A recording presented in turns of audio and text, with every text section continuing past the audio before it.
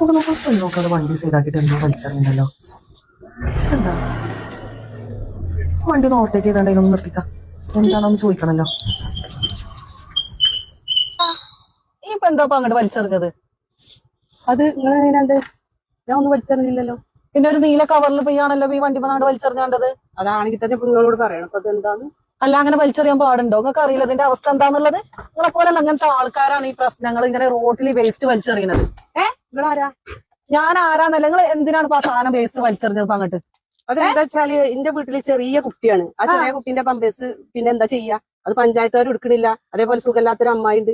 ആ അമ്മായിന്റെ ഡയപ്പറും ഉണ്ട്. അതൊക്കെ ഞങ്ങൾ അപ്പൊ നിങ്ങൾക്ക് സംസ്കരിക്കാൻ വേറെ വഴിയില്ല?